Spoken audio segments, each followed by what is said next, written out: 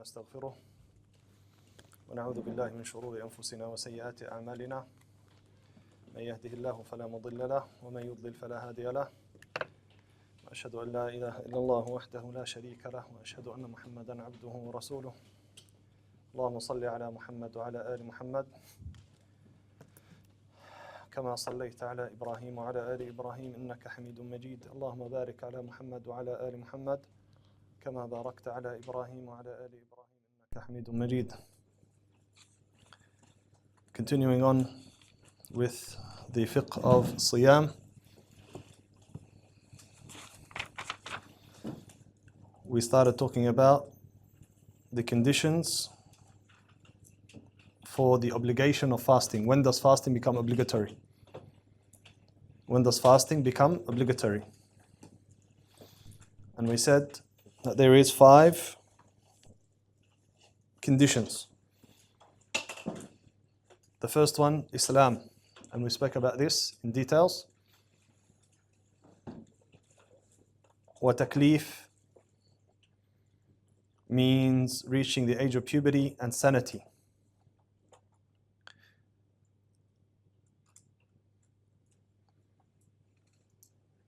And this is where we left off, yes?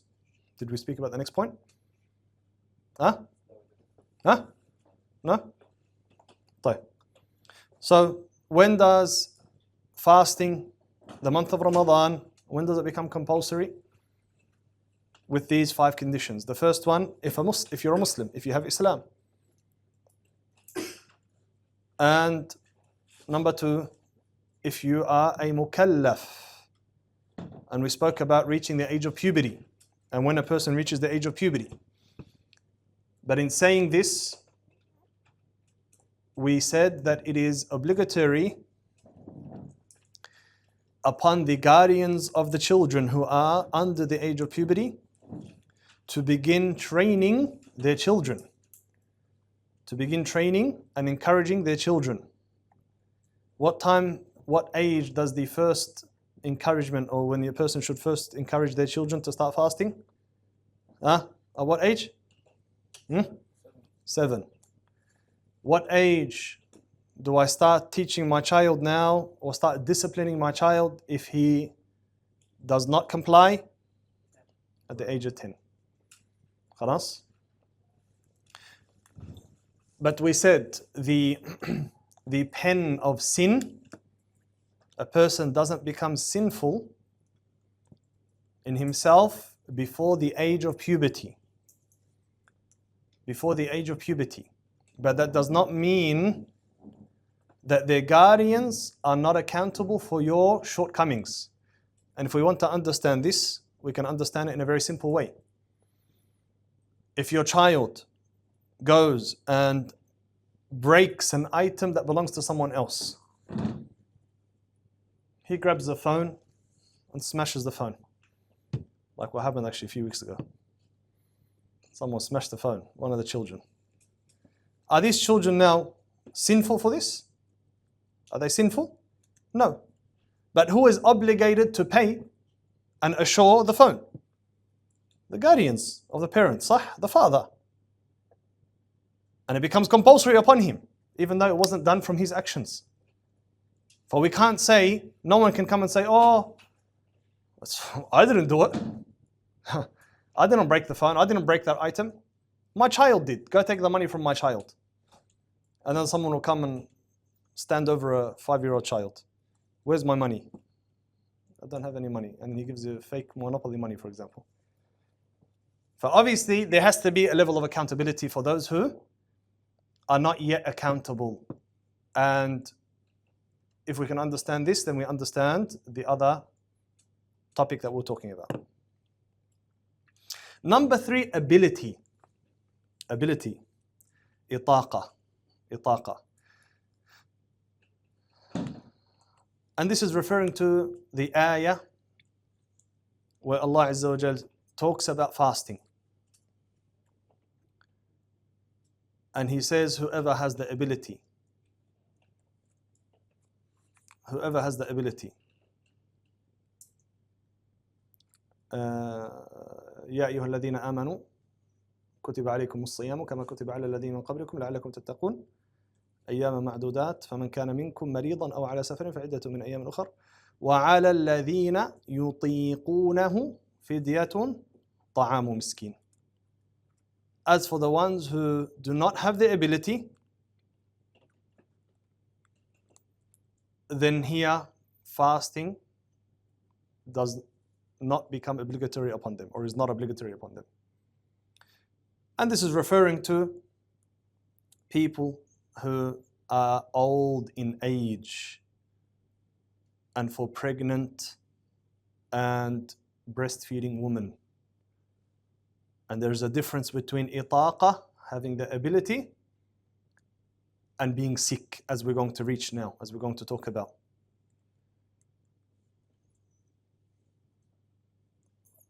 So the ability is one thing, having the ability to fast is one thing, and being sick is something else. They are different. Which brings us to point number 4, health. Not being sick, not being considered sick. Because we know that a person who is sick, fasting is no longer obligatory upon him. And we're talking about the compulsory fast of Ramadan, of course. Yes, ya shabab? This is understood. But what type of sickness? This has to be highlighted too.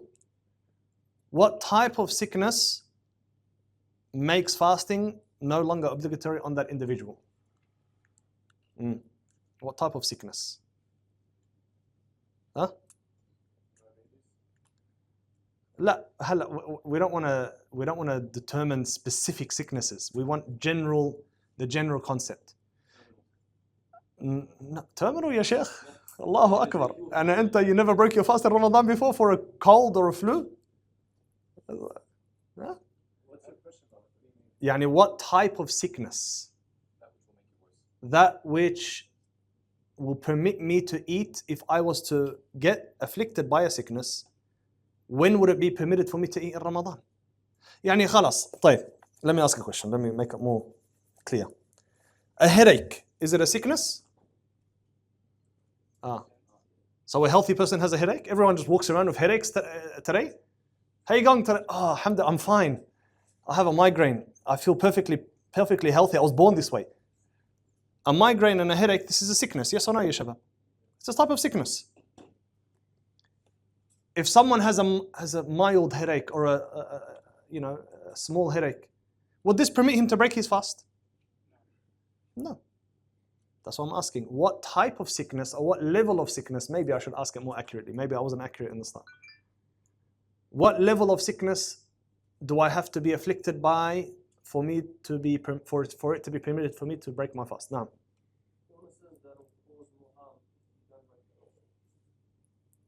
طيب, if I don't break my fast when I have a small headache, it will get worse. It will cause me more harm.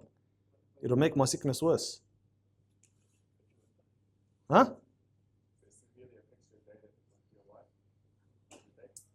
هو صحيح لا. Sheikh Amr is onto something. He's onto something.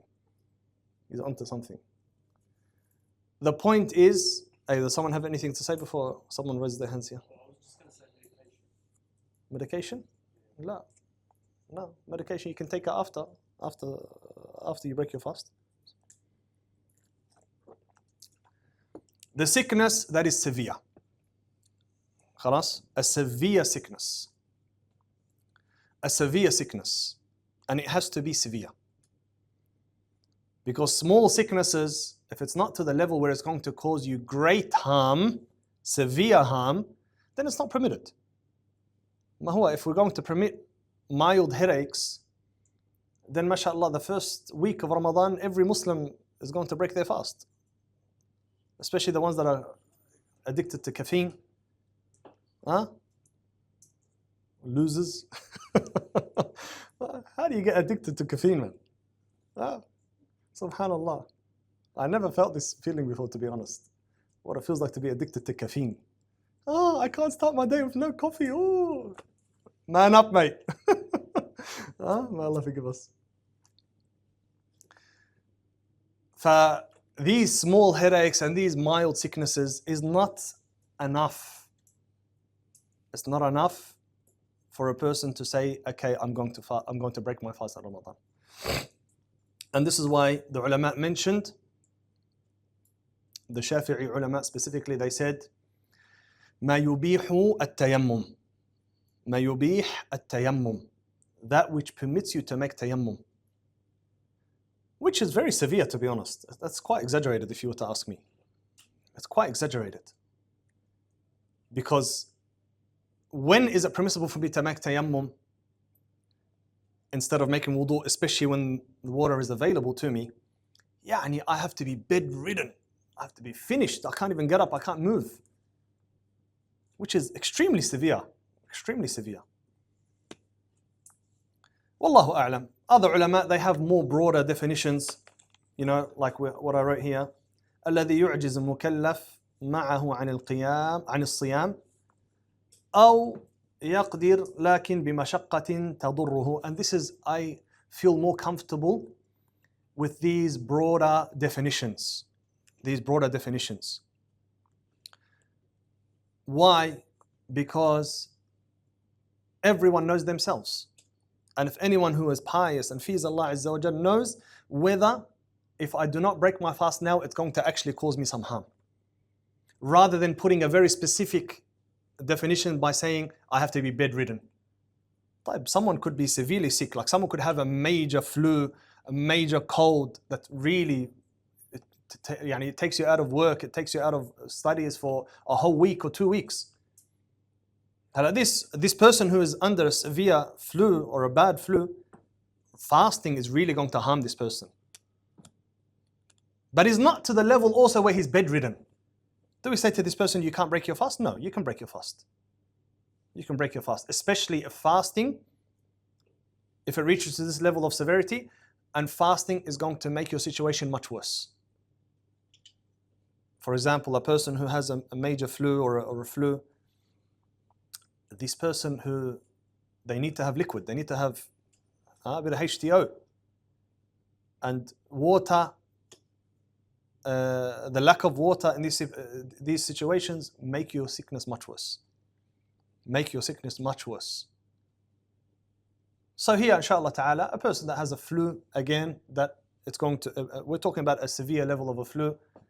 Maybe you are not bedridden, where you are forced to make tayammum, yani you literally cannot get up, where someone has to get some dust for me and make tayammum in my bed, where I'm bedridden. No, this is slightly exaggerated, to be honest.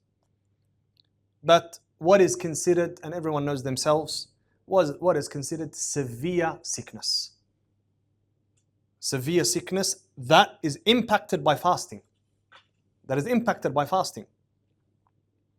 Some people might have severe sickness, but fasting is good for them. Or, mathalan, they get sick, when there's 1 or 2 hours of fasting left. It's not going to harm you to continue your fast. Here, you continue your fast. Or having a great injury, for example, and which is included in sickness too. Someone might, cut themselves deeply. They have to be rushed to hospital. The first thing they do is they give you some drugs to subdue the pain and what have you. Or if you go to the ambulance straight away, they'll give you the straw, what's it called? The whistle, what's it called? Anyway, it makes you high. It makes you high, and it's some type of substance that you induce orally, which calms you down and reduces the pain and what have you. Here we say these type of situations, of course, here you break your fast. This is all considered sickness. Again, don't think sickness is only a flu. Sickness could be bodily harm that requires you to break your fast, to take medication, to be sent to the hospital. All of these things is permissible, and all of this is considered sickness. But under the condition that it is severe, and not breaking your fast will make the situation worse, and it will delay your healing, and it will make you more sick. You understand, ya ikhwan? Is this clear? No. This is in regards to health. Condition number 5, a muqim. A muqim, a person who is a resident. A person who is a resident. We understand from this that a traveler it is not obligatory for him to fast. Sahih? If a person is a traveler, it is not obligatory for a traveler to fast. فمن كان منكم مريضا أو على سفر فعدة من أيام أخر. Allah Azza wa Jalla says in the Quran, so whoever of you becomes sick or travel, then they have to make it up from after Ramadan. They have to make it up. They have to make it up after Ramadan. Which brings us to the topic of traveling. When is a person considered traveling? And when is it permissible for me as a traveler to break my fast? Now it's Ramadan. Inshallah, may Allah Azza wa Jal allow us to reach Ramadan. It's Ramadan now. Khalas, we're in the middle of the day now, Asr time. I have a plane to catch, or I have to start traveling now to Sydney or to Adelaide, wherever I'm going. Can I break my fast during the day? Can I break my fast when I start traveling? What is considered the start of travel? What is considered the end of travel? All of these questions. Who has the answers to these questions now?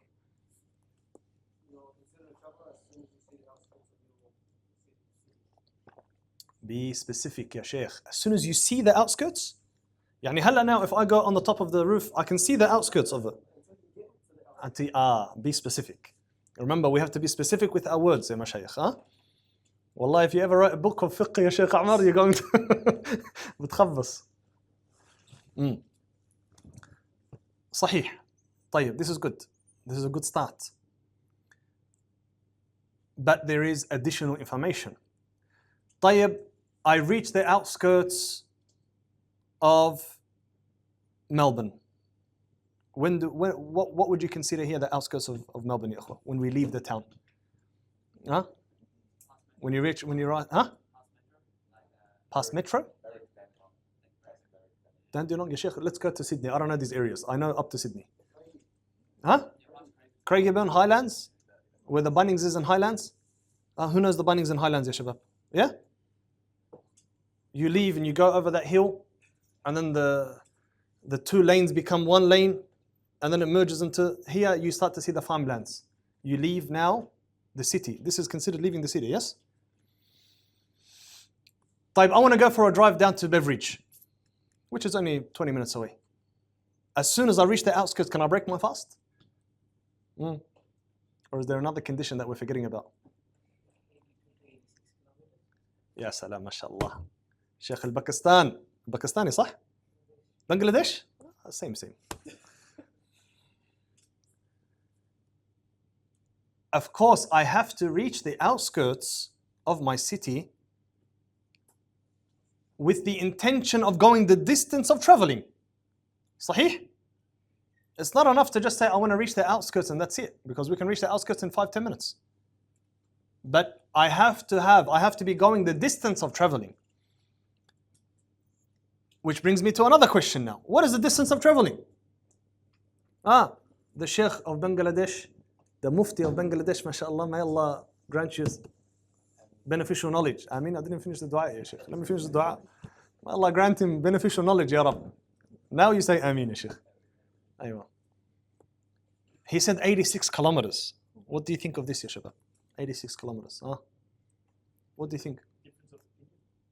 Allahu Akbar. They say if you want to make yourself sound smart in Islamic studies, say there's a difference of opinion. You always sound smart. Yeah, there's a difference of opinion. Jazakallah khair. But what is the correct opinion? Or what is the difference of opinions? Yalla. Tell me the opinion that you know.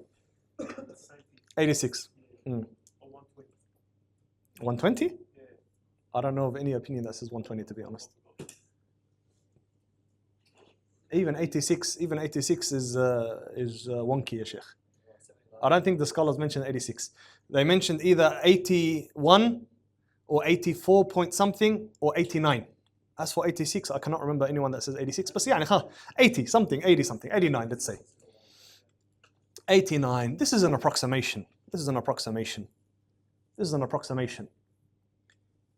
We say the distance of traveling, my dear brothers and sisters. Pay attention to this. The distance of traveling is subject to time and place. which means what the definition of traveling is could be subject to the time and place. In the time of the Sahaba, in the time back in the days, 86 kilometers would be considered a distance of traveling. And even maybe less than that would be considered the distance of traveling. In our times, you can reach Dandenong, the end of Dandenong, go for an hour drive. Hey, the brother here, mashallah, may Allah bless him. He takes an hour to drive here. Do you consider yourself a traveler? You don't consider yourself a traveler. You went from Dandenong to northern suburbs. Back in the times of the Sahaba, they would consider themselves travelers if they were to go this distance. Yes? So, when there is no clear evidence outlined by the Sharia, when it comes to the Islamic terminologies, generally the exact definition is known by what is called al-urf. What is called al-urf. Al-urf is the culture of that time. The culture of that time. So the answer to what is considered traveling, or what is the distance of traveling, is subject to what we would consider here in Australia, or in Melbourne, let's say, as a distance of traveling. As a distance of traveling. Would the average Melbourneian say, I traveled to Dandenong today? I traveled to Dandenong? Did anyone say this? But what about Phillip Island? I traveled to Phillip Island. Yeah, generally. Generally, I say Phillip Island, which is around 100 kilometers, something like that, 100 and something kilometers maybe. So I traveled. And that's why normally when you go to these far places, normally you rent an Airbnb or whatever, for a night or two, because it's considered traveling. It takes us 2 hours to get to Sydney in a plane. Do we say 2 hours is a short distance, or it's a short time? 2 hours is nothing. Is this considered traveling? Huh? No. So what? That's what I'm saying. It's subject to time. Subject to place. I don't think anyone can say that going to Sydney is not traveling. It was traveling. It doesn't matter, quick or not quick. The distance and the effort that it takes is considered traveling. It's considered traveling, 100%. Maybe in the future, you might enter some teleportation portal that takes you to Sydney in a second. Maybe the scholars of that time will say, well, going to Sydney nowadays is not considered traveling because it takes you like 5 seconds to get there. And the teleportation, if they ever invent something like teleportation, which I don't believe is possible anyway. But we're just saying. Or they have a jet, you sit on it, you get there in like 30 seconds or 1 minute, 2 minutes, 3 minutes. So you really made no effort in going. Is this considered traveling? Maybe the scholars will say, no, it's not considered traveling. Now the whole world is connected with these teleportation mechanisms and these devices and things that get you halfway across the world in a second. It's not considered traveling. Maybe. I'm just saying, hypothetically. The point is, what is considered traveling today is generally what the culture of your time dictates to be traveling. This is the opinion of Shaykh al-Islam and others, and other ulama. Some of the ulama persisted on, calculating the kilometers, and they calculated it. Some of the scholars said 81. Within madhab al-Shafi'i itself, they have 3 or 4 different opinions, because there's no clear evidence. There's no evidence to indicate what distance is considered traveling. Allah Azza wa Jalla says in the Quran, فَمَنْ كَانَ مِنْكُمْ مَرِيضًا أَوْ عَلَى سَفَرٍ. He didn't say what safar is. And this is why the exact definition of safar is subject to what is considered safar by the people. Is this clear? So a person who is traveling, it is not compulsory to fast in Ramadan if you are traveling. Again, the distance of traveling now has been highlighted, and we understand it, yes? Now I travel in the day of Ramadan. The day of Ramadan. when can I actually break my fast? As the brother said, if we are going the distance of traveling, and when I reach the outskirts of my city, after I move away from the main buildings of my city, here it becomes permissible for me to break my fast. Here it becomes permissible for me to break my fast in Ramadan.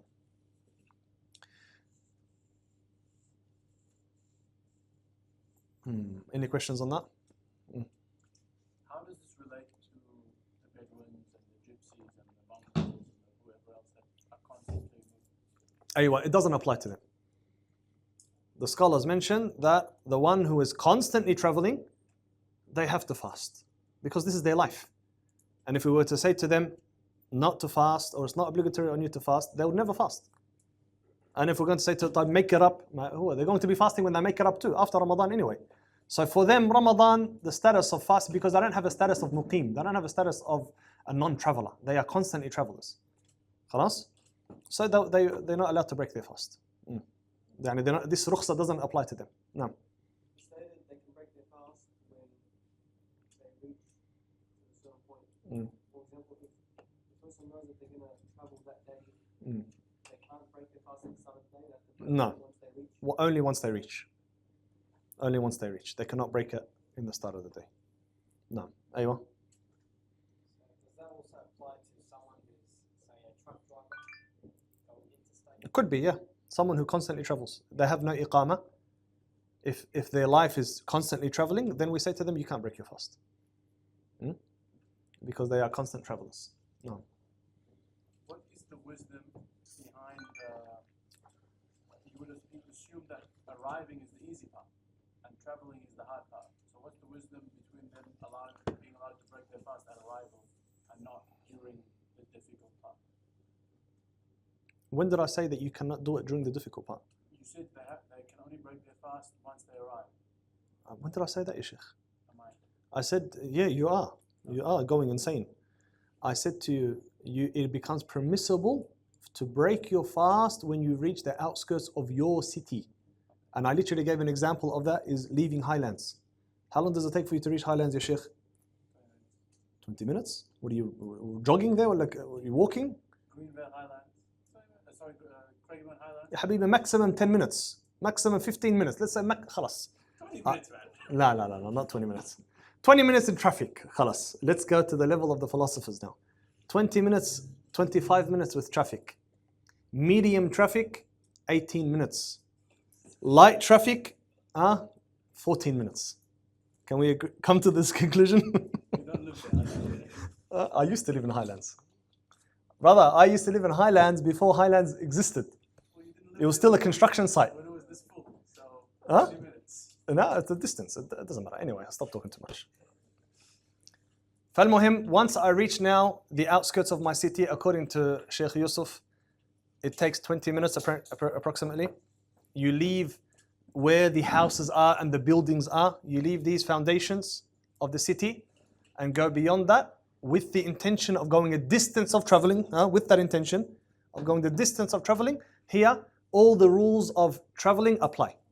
Which means I can even shorten my prayer from that point too. And I can break my fast. You understand? I know. And the same applies when I come back. When do I end my travel? When I reach into my city. When I get inside my city. You understand? So as long as I am outside the borders of my city, even though I could be close to home, but I've come from a distance of traveling, the same thing applies. I can continue to shorten my prayers until I reach my city. Until I reach the borders of my city. Is this understood? طيب. Someone may ask, and I think Omar is going to ask it now because this is an educated question from an educated man like Omar, mashallah. لا, I'm looking at Omar, I'm not looking at you. I looked at you and I said man, not educated. I just want to reiterate, Oh my God. they go from one outskirt of within the city still, أيوة. right on the border, أيوة. right to the other end of the city, أيوة. even though it might be an hour and a half away actually. Crikey. Yeah. أيوة. Is it considered traveling or not? Yani now, if you go from one side of Melbourne to the end side of Melbourne, have you traveled? If I say to you, Omar, what did you do today? I traveled, bro. Where'd you travel to? Melbourne. From Melbourne to where? Melbourne to Melbourne. Is this considered traveling? Who can consider this traveling? Boys, does anyone consider this traveling? This is not considered traveling, ya Sheikh. So you can go around in circles you can go around HOIC for 3 hours, 5 hours straight. You can just keep going around HOIC. And you've done a distance of maybe 300 kilometers. But you're in a place that is not considered you doing traveling, even if you're doing a lot of hours. If we want to take that argument, we'll say every taxi driver here, Habibi, there won't be no Somalis, ya Sheikh, in fasting Ramadan, and no Pakistanis, and mashallah, our brothers who work hard on the taxis, may Allah bless them, yani. I didn't mean this in a derogatory way, ya Shabab. Mashallah. The economy relies on these mashayikh, on these people. And you'll find them that they're hufad of Quran too, subhanAllah. So they'll be doing muraja'a, but they're not considered traveling. It's not about the distance. It's about what is considered traveling in that time. Okay. What about a city like Tokyo, which is 90 kilometers? Sheikh, let's move on. Habibi, what did I just say? Go ask the Japanese, konnichiwa, say to them, is this considered traveling wala la? 90 kilometers is greater than the threshold of Habibi, whatever. ask them, is this considered traveling or not? We just said it's not about 90 kilometers. We said it's about what is considered by that culture.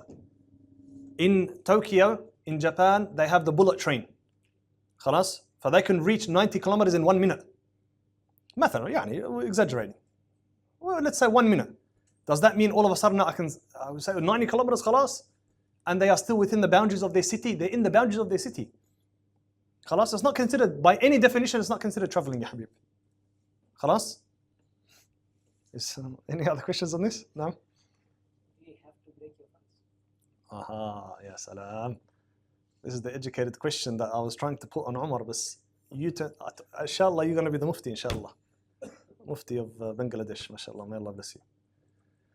Is it better to break my fast or better to fast? Which one? What do you think, ya shabab? Now I'm traveling. And Allah Azza wa Jalla says, فَمَنْ كَانَ مِنْكُمْ مَرِيضًا أَوْ عَلَى سَفَرٍ فَعِدَّةٌ مِنْ أَيَّامٍ أُخْرَى. Make it up the following days after Ramadan. Is it better for me to fast or better for me to break my fast? What is better? Break the fast. Aywa, what's your evidence? Allah doesn't like the guilty. Yes, salam. I like it. I like it. Using his mind. Aywa, ay Sheikh Umar. Didn't you have your hand up? Who had his hand up?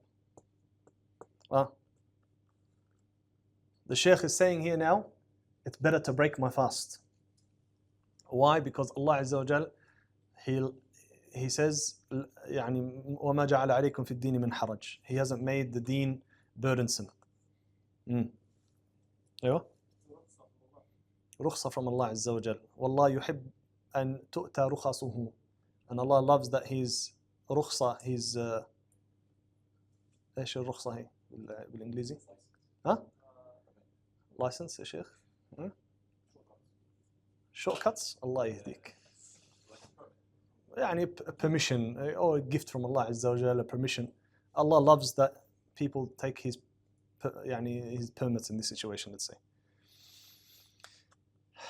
This is a good argument. This is a good argument. But then we have, and Nabi Sallallahu Alaihi Wasallam was fasting while he traveled. Got you there, mate? The Sunnah has come with both arguments, and this is why the scholars have said, if it is not burdensome upon you, it is better to fast. If there's no difficulty, it's better to fast.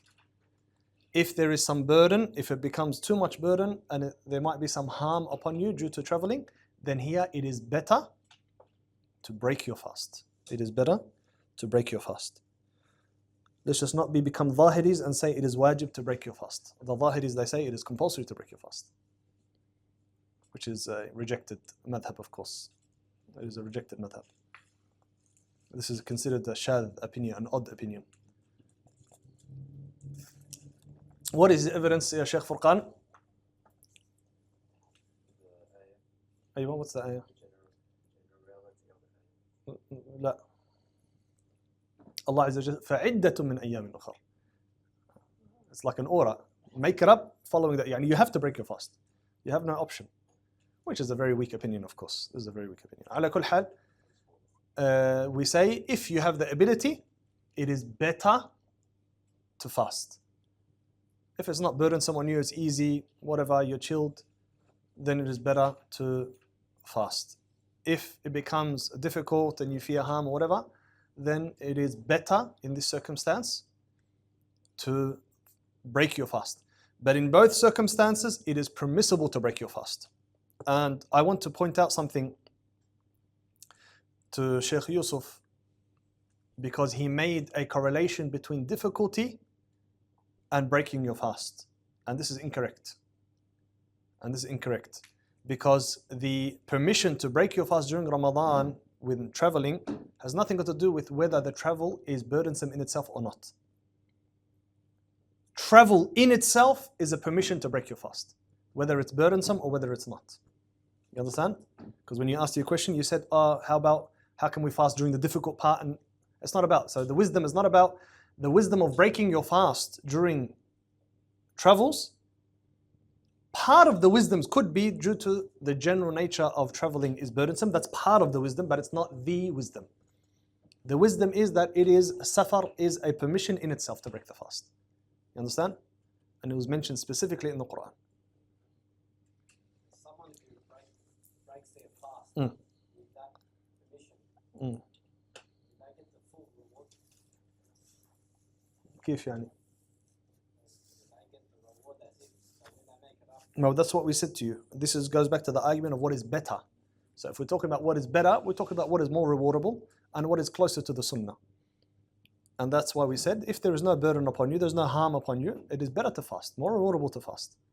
If not, then Allah has given you the permission to not. But generally, when more sacrifice means more reward. More sacrifice means more reward. Permissibility doesn't mean that it is better. Permissibility doesn't mean that it's better. It's actually the opposite. The azima generally is more burdensome and is better in a lot of cases. Not all the time, but in a lot of cases.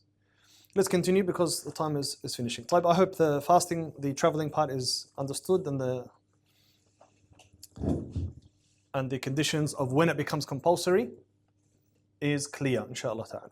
We said, now the mu'allif, he starts talking about arkan as-siyam, the pillars in which is necessary to perform the obligation of fasting. How do we perform the obligation of fasting? He said there are three pillars. Number one, niyatun laylan likulli yawmin fil fard. Every intention every single night of Ramadan. An intention to fast the next day every single night in Ramadan. And this is something that is compulsory. What is the niyyah? The niyyah is understanding and knowing that you are going to fast tomorrow. Just to keep it very simple, it's very easy. The niyyah is understanding and having knowledge that tomorrow I have to fast because it's Ramadan. If you know this, and you've thought about this, any portion of the night, then your fast the following day is accepted. If you completely were heedless of this, and it didn't cross your mind, nor did you know of it, nor did you intend on any level of intention that tomorrow is Ramadan, and the adhan of Fajr goes off, then here your fast is invalid. You cannot fast without intention. لا صيام لمن لم يبيت النية من الليل. As the Nabi sallallahu alayhi wa sallam says, there is no fast that is valid for those who do not make the intention of it in night or at night. Is this clear? So that's pillar number one. There has to be an intention. There has to be an intention. Some people say, I make intention at the start of Ramadan to fast all 30 days. This is a very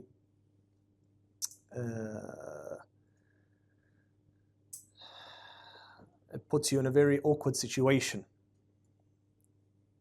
And it is better for sure, with no doubt, that the pillar is that we fast, that we make our intention every single night. And that one intention for the whole of Ramadan is not sufficient. The whole of Ramadan is not sufficient. So the intention has to be made every single night. And as I said to you, the intention is not something so complicated. You don't have to come and speak to yourself. The intention is something that is done in the heart. And as we said, it is the knowledge of what you are going to do tomorrow. The knowledge of what you're going to do tomorrow. In other words, it is your conscious decision to fast the following day, Ramadan. So intention could be defined as your conscious decision to perform an act. Your conscious decision to perform an act. This is a very summarized and easy way of knowing what an intention is. Now, if I make an intention, if I want to drink this cup of tea, do I have to come and speak to myself and say, I'm about to drink this cup of tea? I say it to myself. Huh? Do I have to speak to myself? Do I have to use my internal voice to speak to myself? No. But I cannot just do it through habit or by habit at the same time. I'm speaking to you guys, I have no thought, I have no conscious decision to drink this tea, but because it's a habit of mine to be drinking tea all the time, for example, I don't even realize, I just pick it up, and then if someone asks me, did you just drink a cup of tea? I'll say, no, well, I didn't drink a cup of tea. Or I don't remember, I don't have any recollection of any decision that I made to drink this cup of tea. Here, I have not made an intention. I have not made an intention. And sometimes this happens with me, subhanAllah, with wudu. It happens actually a lot with wudu.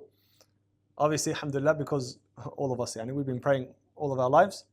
That becomes a habit when you're at the sink that you just start making wudu. Sometimes I don't even go to the sink to make wudu. I just go to the sink to wash my hands. But I find myself halfway through wudu without even realizing. And then I wake up and I'm washing my arms. I'm like, what's going on here? Is this wudu valid or is it invalid? It's invalid because wudu requires intention too. Sahih? So what do I have to do at this point? I have to start my wudu again if I want to make wudu. Same thing with salah. Some people, they come and they approach the salah. It's out of habit, complete habit. They are completely unaware of what's going on. Just khalas, they see some, oh, pray, Allahu Akbar. Tabi, ya Shaykh, what are you praying? Allah, I don't even know. Are you praying fard or are you praying sunnah? I don't know. You're praying 2 rak'ah, 3, I don't know. It's just out of habit. Huh? MashaAllah, the tawheed, the iman is so high. Your body just forces you to pray even if you don't want to pray, Allahu Akbar. Here we say this was an unconscious decision. And unconscious decisions are not considered niyyah. The niyyah is a conscious decision. Conscious decision. Khalas? So as long as I know that tomorrow I'm fasting, I'm making this conscious decision, I'm setting my alarm to wake up suhoor 10, 15, 20 minutes before Fajr Adhan. Obviously, you have an intention to wake up for suhoor, you have an intention for Ramadan. Khalas? Similar with salah, similar with every single action. And by the way, this pillar or this condition here, it is a condition to every act of worship. There is no act of worship that is accepted except with an intention, except with a conscious decision. When I come to pray Salat al-Dhuhr, I cannot be confused as to what I am praying.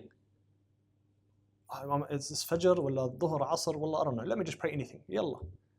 Whatever happens, happens, as they say. No, this is not accepted. Or now we're coming to pray Maghrib. I say, Allahu Akbar. Am I praying Isha or Fajr? I don't know. Let me just read 2 rak'ah out loud anyway. This is not accepted. You have to make the conscious decision. I know I'm praying Maghrib now. I know I'm praying Maghrib. If you know that you're praying something, then you have intended for that thing. If you know that you are doing something, before you start, before you initiate that act of worship, then this is a correct intention. This is a correct intention. Because a lot of people get confused about this problem of, or this concept of intention. And a lot of people think they have to use their internal voice. And recently I found out that a lot of people don't even have an internal voice. I never knew this, subhanAllah. Did anyone know this, Shabab? Does everyone here have an internal voice? Do you speak to yourself with an internal voice? Yeah? Put your hand up if you don't have an internal voice. Put your hand up if you do not. Huh? Subhanallah. Maybe what I heard was incorrect. Small percentage of people? These people are lunatics then. They're lunatics, Allah musta'an. How can you not have an internal voice, ya Shaykh? Allah musta'an. Aywa, this brother, his internal voice is telling him to leave the majlis. Hayyak Allah, akhi. طيب, so that's number one. Number two, وترك مفطر أو مفطر ذاكرا مختارا غير جاهل معذور وصائم. The third pillar, we'll jump to the third one because it's easy. Obviously a fasting person. So the person itself has to be involved in the fast. Because you cannot imagine the act of fasting being performed by anyone except for a human being. We're going to get to it now. And to leave off that which breaks the fast. And this is an important subject that we're going to discuss now, inshallah ta'ala, if Allah Azza wa Jalla gives us permission. Allah, Allah. Allah, Allah. Allah alayk ya Yahya. Allah yazika khair. Ya salam. طيب. To leave off that which invalidates the fast. That which invalidates or breaks the fast. Breaks the fast. So this is the second pillar, and that is to avoid anything that breaks the fast. To avoid anything that breaks the fast. And he says, the Shaykh here, ذاكرا مختارا غير جاهل. We have to know, my dear brother, this is a very, very simple, inshallah ta'ala, dars. And if we understand this dars, we would understand, we'll have the question, we have the answer to many, many questions that occur in Ramadan. What breaks the fast? What is considered, if my always get this question, did I break my fast now? If I do it out of forgetfulness, if I do it out of this, if I do it out of that. When does a person invalidate his fast? And I say to you very, very simply, a person's fast is not invalidated except if it is one of, or it is not, let me say, if it is not invalidate, no matter what you do in your fast, it will be considered valid if it falls under one of these three categories. خلاص? The first one is ذاكرا. The second one is مريدا. The third one is عالما. And I'm going in this order because this is the easiest way to explain it. ذاكرا, remembering.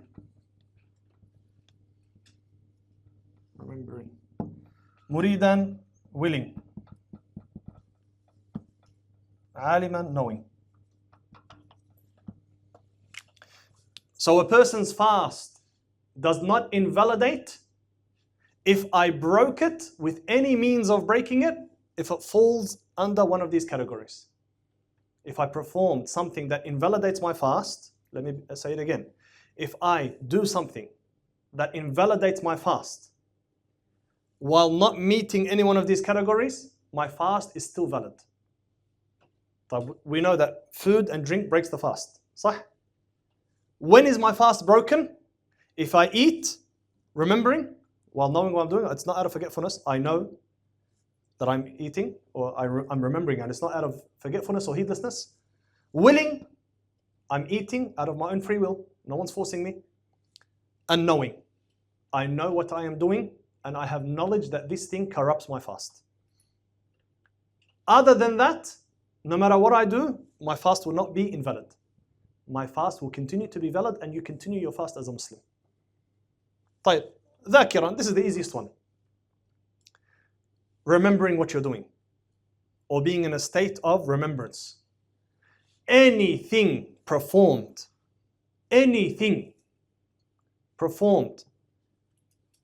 when you are forgetful that you are fasting does not break the fast. Anything done in Ramadan out of forgetfulness that it's Ramadan or that you're fasting does not break your fast. No matter what you do. So what are the things that break the fast? Some of us, no, we know what breaks the fast. Eating, drinking, sexual intercourse. These are the things that break the fast in general, yes? This is what it goes back to. If I perform any one of these things out of forgetfulness while not being in a state of remembrance, it does not corrupt my fast. My fast is continued. I've continued my fast and my fast is valid. طيب. Someone goes and has a kebab. Someone goes and buys a bottle of water while he's at work or at uni, whatever. And you scull this bottle of water. Allahu Akbar. That is the best bottle of water I've ever drank in my life. After I finished it. 1.5 liters gone. I remembered, subhanallah, it's Ramadan. Astaghfirullah. It's Ramadan. What do we say to this person? Is his fast valid, or what should this person do? Huh? It's valid. Does he have to make up the day after? After Ramadan, does he have to make up the day? He doesn't have to make up the day. His fast is perfectly valid and there is nothing upon him. No sin, no expiation. He doesn't have to make up the day. Nothing like that. I eat the same thing. Ya akhi, 5-course meal in front of me. You wake up, mashallah, you're a spoiled child. You're a spoiled child. You're used to your mother waking you up, mashallah, with a full table of breakfast. Let's say, for example, that day, your sister Haram, she wasn't fasting because she has an excuse. So your mother made her breakfast. And you wake up 9 o'clock in the morning and you see the breakfast on the table, you say, Allahu Akbar, I'm lucky today. I have fresh eggs. So you go and start munching before you go to school or before you go to work. And subhanallah, it's Ramadan. What do I do with this food now? MashaAllah, you filled your belly up. Vomrara wala kif? What do we say to you? إِنَّمَا أَطْعَمَكَ اللَّهُ وَسَقَاكَ. We say, verily Allah Azza wa Jal fed you and He gave you drink as a gift from Him, subhanahu wa ta'ala.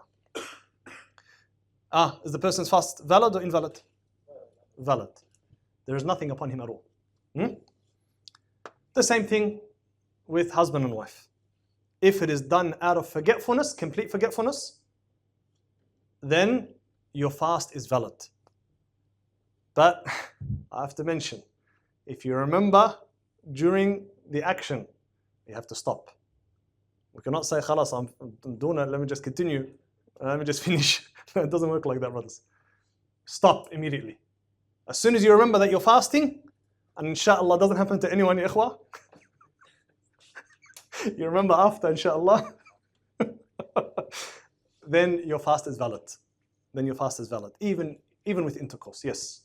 If it's done out of complete forgetfulness, then it is acceptable and your fast is valid and there is nothing upon you whatsoever. No sin, no expiation, no nothing.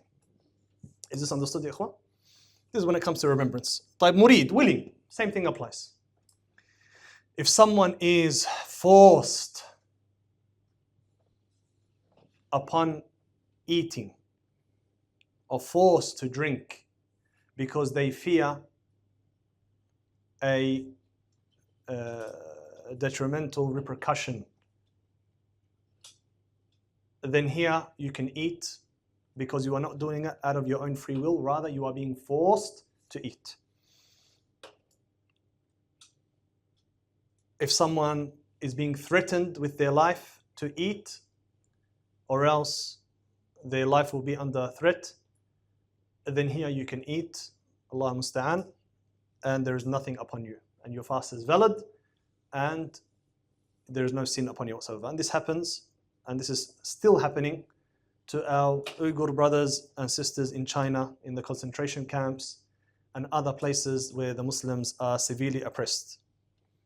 They make some of the university students, or they make the Muslim students, they force feed them just to break their fast in Ramadan.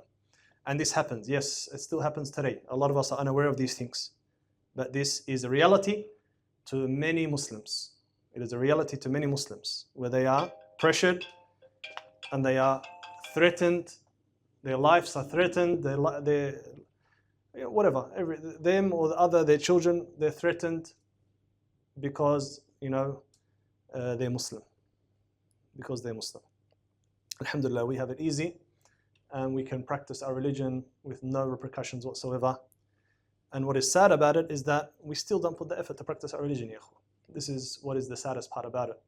When other parts of the world, subhanallah, they are literally sacrificing their life for this religion, and us, we have the religion free and we don't sacrifice our hunger or sacrifice our time or sacrifice our money or sacrifice anything for Islam. And we still hold our heads up so proudly as if we've accomplished something for Allah, or as if we've done something in our life. We've done nothing, ikhwan. We've done nothing. عالما عالما. Number 3, knowing that this particular thing breaks my fast. This particular thing breaks my fast. And this is, a person may be excused, and this has a bit of detail, so I want you to pay attention to this part. A person may be excused if they are ignorant and they weren't aware that that particular action broke their fast. If this is something that is from the details of the Sharia that most people are unaware of, then there is a legitimate excuse of ignorance. There is a legitimate excuse of ignorance. So if someone was to perform something that is not as obvious as the other things that break the fast and nullify the fast, they did it out of ignorance, inshallah, these people also are excused. With the condition that it has to be something that is considered not too much of an obvious concept. Yani any Muslim now, if I ask, Wallahi, does food and drink down the throat break the fast? What's everyone going to say? Of course.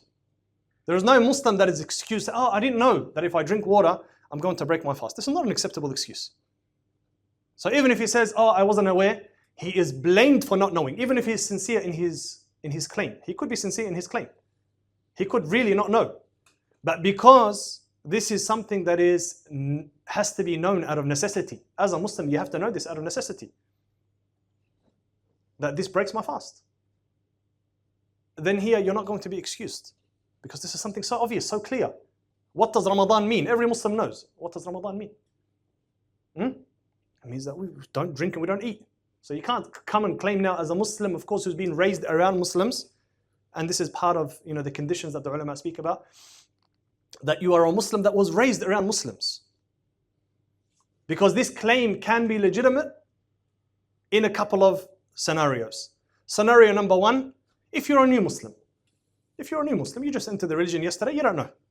You think that the fasting of the Muslims is like the fasting of the Christians, for example, where they only fast from food and they still drink water.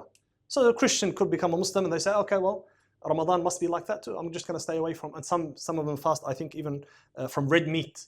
They eat bread and they eat everything else, but they don't eat red meat. What type of fasting is this? MashaAllah. They have, ala kul hal. They become Muslims and they say, oh, fasting Ramadan, okay, I'm going to fast too. What's in their mind? The fasting of the Christians. So they spent the whole day drinking and they went away. Can this person have a legitimate claim of ignorance as a new Muslim? He's only been a Muslim for a week or 2 weeks. Can he have a legitimate claim of ignorance? He can, yes. This is something that is excusable for this person. As for someone who's Ahmad, Muhammad, Umar, he's raised as a Muslim, he's been praying Taraweeh his whole life in the masajid, and then Ramadan, oh, I didn't know that drinking water breaks my fast. No one's going to accept this. And he is blameworthy for not doing his due diligence when it comes to research. He has to research. He has to know. He has to ask. You live amongst the Muslims. You live amongst the Muslims. You have to ask. The second scenario is, as we said, if you are not living amongst the Muslims. Yani you could be born and raised Muslim, subhanAllah, but you live on the outskirts, you live in the farmlands, you've never seen a Muslim congregation maybe in your life. You are considered from al-Badiyah, from the outskirts of the city. Here, yes, if this person was to make a claim and he had no scholars around, and of course now the excuses actually are less these days than it was back in the days. So we have to restrict the excuses slightly in our times. Why? Because, ya Shaykh, the technology is there. Everyone who has access to the internet, Allahumma barik, you have access to all the knowledge in the world. What is your excuse for not knowing? Back in the times, of course, if you were not considered from the people who lived in the cities and you were from the gypsies or the people that lived in the nomads or whatever they're called, maybe you would have an excuse because you have no access to scholars, you have no access to knowledge, you have no access to anything. So a claim of ignorance may be legitimate to them. As for today, even the ones who live in the deepest parts of the desert, their 15-year-old son are making TikToks. his TikTok, but the TikToks his son is making is about how he's with his camels that day, and mashallah, look what I'm doing with my camels. What is this? The point is that information is available. And the one who doesn't seek the information, he's blameworthy for not seeking that information upon having the opportunity. But let's say there are things that are detailed. If I was to ask you, مثلا, who knows? Huh? لا, smoking is an obvious one. I cannot see anyone has a legitimate excuse to Allah smoking. I don't know smoking Ramadan, ya Sheikh. حتى the محششين, they don't do tahshish in Ramadan, ya Sheikh. They know it's haram. What is called al-minzar? What's al-minzar in English? هذا the endoscope. Putting the camera down the throat. Does this break the fast? What do you think? Put your hand up if you think it breaks the fast. Put your hands up if it doesn't think it breaks the fast. If you don't think it breaks the fast. The ulama disputed now. اختلف العلماء. See, these are from the matters maybe someone might be excused. So if someone comes from the hospital, his hospital appointment, and say, well, I had an endoscope done today, and then I come back and say, all of the ulama, or vast majority of the ulama say endoscope breaks your fast. So I didn't know. We say, khalas, you're excused. This is something that is from the details that the common folk are not going to know. Can this person's claim of ignorance in this particular thing, can it be accepted or not? It can be accepted. So do we say to him, continue your fast or break your fast and make up your fast after? We say, look, continue your fast. This is something that you are legitimately ignorant of, and your claim, and this is the additional condition that I'm adding, and your claim of ignorance is accepted. Your claim of ignorance is accepted. There has to be some extraordinary situation for you to be ignorant of this matter. It can't be something that is obvious and known. فأين كيف يعني he wasn't willing? يعني the doctor strapped him on the table and said تعال يا, and started shoving it down his throat without his permission يعني ولا كيف؟ لا, this is not called willing. We're talking ikrah. Ikrah means you forced. And the only way someone can force you to do it if they are threatening your life or they are threatening you with great bodily harm. This is what is ikrah. Other than that, it's not considered ikrah. Considering that satisfying these three conditions, are there any sins out there that break the fast? Yeah, of course. We're going to get to the nullifiers of the fast. But now we're just talking about this in general. If we learn these principles, ya ikhwah, and apply them in every question that comes to us in Ramadan, I think 95% of the questions could be answered just with this very easy to remember three principles. The fast is broken when? If you perform something that invalidates the fast, ذاكرا عالما ذاكرا مريدا. Repeat it, ya shabab. عالما ذاكرا مريدا. Repeat it. ذاكرا مريدا. Knowing, remembering, and willing. Understand? Aliman, also one of the things that will fall under knowing is assuming either that it's become Maghrib time or that it is not Fajr time yet. One of the things that fall under Aliman is knowing the time. يعني مثلا, and it happens to many people. You wake up, for some reason, you missed your alarm and you've completely ignored it, or you can not ignored it. Sorry, you were sleeping. You had a heavy sleep. So you wake up and you still think, subhanallah, let me scull some water before Fajr. So you jump out of bed and you think there's only a few minutes left for Fajr adhan. You start sculling the water and then you see the adhan. Subhanallah, it's already 10 o'clock in the morning. Not 10 o'clock. It's a bit of an exaggeration because the light will be out. But let's say it's already Fajr time. It's half an hour past Fajr. It's still dark outside after half an hour of Fajr. Yes, but the adhan of Fajr has already gone. You look at the time, you say, subhanallah, I thought I was still night time and it turns out to be Fajr. Does this person have to make up that day? Or we say he was ignorant of the time with, again, given the scenario is legitimate. Again, this is something that we have to keep in mind. The scenario has to be legitimate.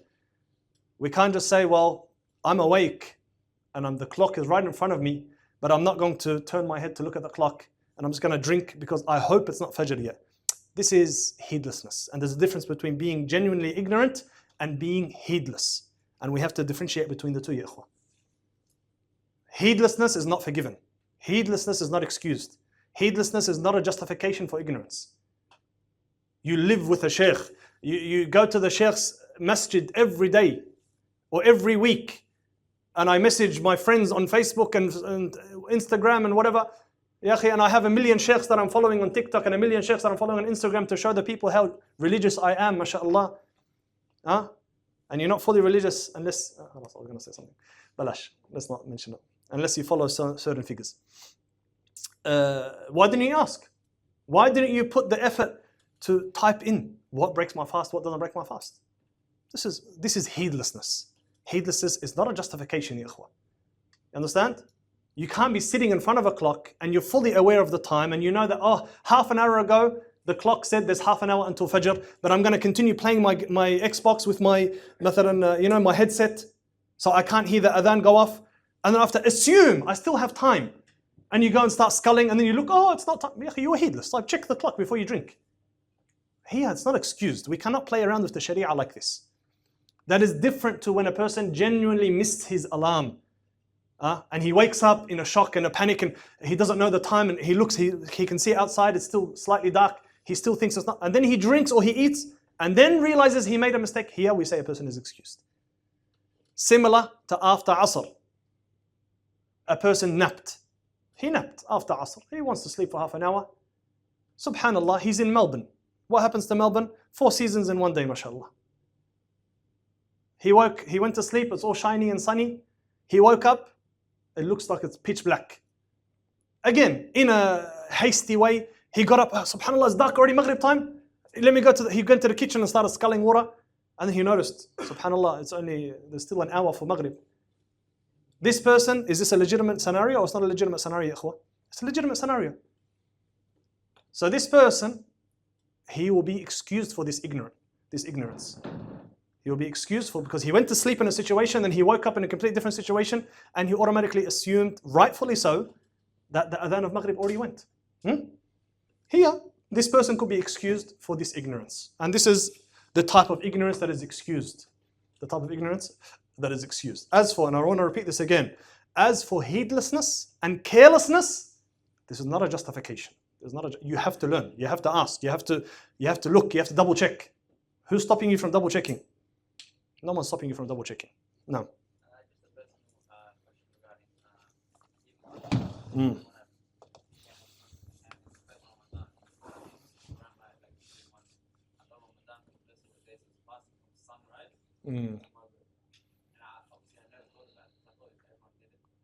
Aywa. No, inshallah, this is from the things. You see that, is this excusable? It's not excusable. Doesn't matter. You are a new Muslim. This is something, inshallah, you'll be excused for, inshallah ta'ala. If you want to make up those days, just in case, you can. Inshallah.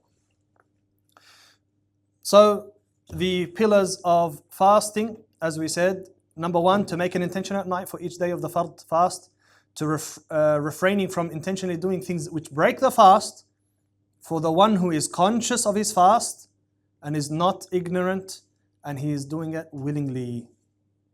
وَتَرْكُ مُفْطِرٍ أَوْ مُفَطِّرٍ ذَاكِرًا مُرِيدًا عَالِمًا ذَاكِرًا مُرِيدًا. Remember these 3 phrases. If I do not break my fast, or if I break my fast on other than these 3 bases, or other than these excuses, or with these 3 excuses, let me say, being a jahil, if you be ignorant, you flip them around, the same thing. عالما ذاكرا مريدا. If I do anything that corrupts my fast with these 3 conditions in place, then my fast is broken. If not, it is not. عالما ذاكرا مريدا. خلاص. Next lesson, inshallah ta'ala, will be the last lesson, and we'll talk about principles, a very important principle in what is considered something that is a mufattir, is something that breaks your fast or invalidates your fast.